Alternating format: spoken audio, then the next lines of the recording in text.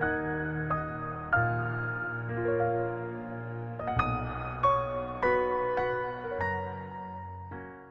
and welcome to Epiphytic Cacti. So today I wanted to talk about the Schlumbergera hybrid Madam Butterfly Variegated.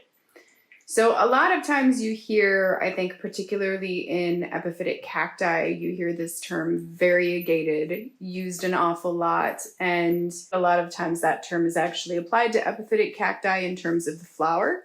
Like if the flower has a lot of streaking and stuff like that in it, they will refer to it as variegated.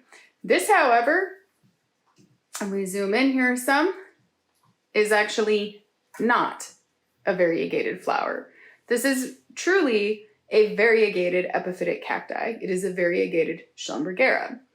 And I did a little bit of research, and there are actually other variegated Schlumbergera, true variegation like this one. The more you kind of get into understanding variegation, and I will be honest, I think it's really kind of difficult to really wrap your head around all the ways something could end up being variegated, and what the difference is truly between like true variegation and induced variegation. And in some cases, actually, the variegation will be caused by illness, by viral infections and stuff like that. I've actually done a lot of research on this particularly, that yes, you can chemically induce variegation.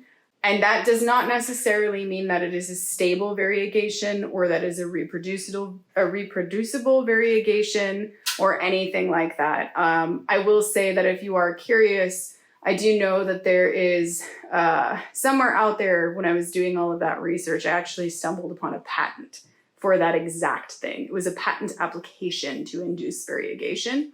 And I know that there are some other listings, I think, of chemicals that stuff to be aware of, you know, that it does exist and it is a reality, and just to be a little bit cautious when you see those variegated plants.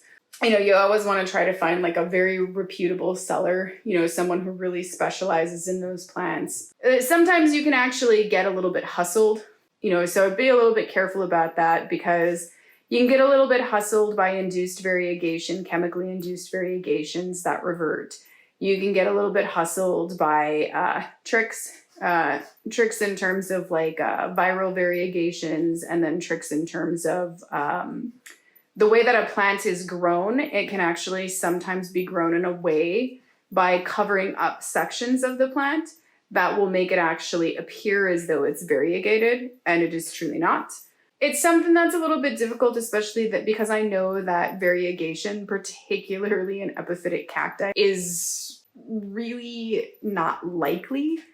So like in terms of Schlumbergera, I know that there are more that are truly variegated, but I think that it's really still just a handful of them. I think that there's just a really small amount. And I think Schlumbergera is the only genus that's been hybridized that I am even aware of that is truly variegated, at least to date. This variegation is very unique. And I think that how this is variegated would actually be very hard to even try to fake.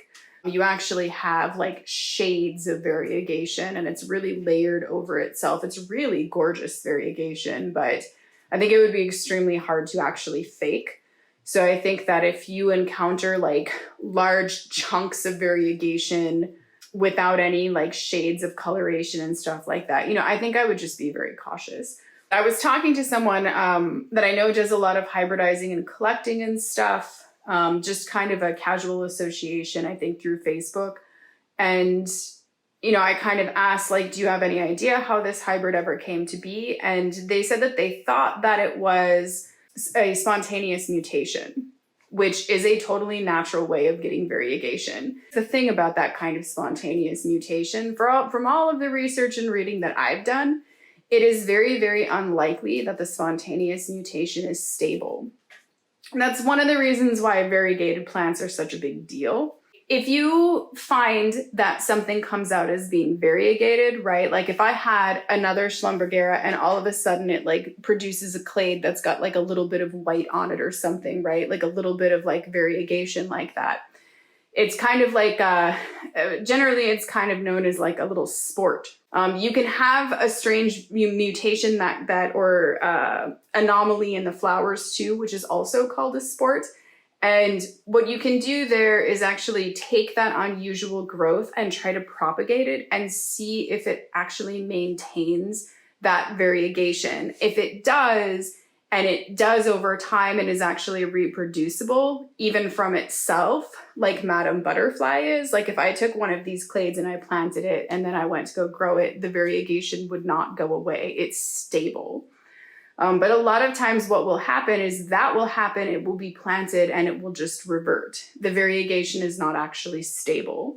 Another thing that I should say is if you ever see somebody selling cuttings of like a Schlumbergera like this or really any other epiphytic cacti and it is completely lacking in green, it is solid white, just know that in order to keep that alive, because it has no actual chlorophyll, the only way that you would really be able to keep that alive if it was truly variegated and truly lacking in chlorophyll would be to graft it, because it doesn't have any chlorophyll to survive on its own.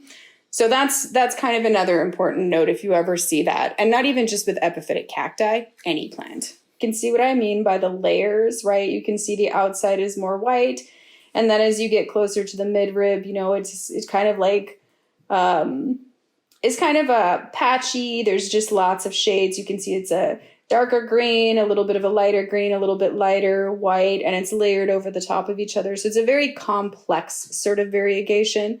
And now I think if we kind of get up into the flower here, you know, this flower is very, very large. So the research that I did, I think is this really cool website, you know, where I kind of found the information on, but basically Madam Butterfly, because there is a Madam Butterfly that has the same flowers and everything, it's just not variegated. The one that this sported off of. I believe the mother or the seed parent was a Schlumbergera truncata hybrid, and it was crossed with the species Orosiana. And so once again, you know, you get these early blooms with this humongous flower. And this is honestly probably the most beautiful Schlumbergera flower that I have ever seen. It is just absolutely gorgeous, just in color, in form, everything. And the plant just is really a kicker because of the variegation.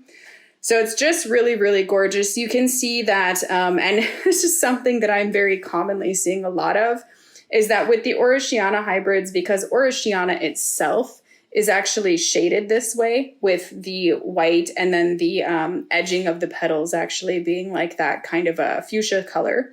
Most of the hybrids seem to very much inherit that. So I think that I would say that Orosiana must just have much, much stronger genetics. I hope you've enjoyed the Schlumbergera hybrid Madam Butterfly Variegated. Thank you for watching and happy cacti growing.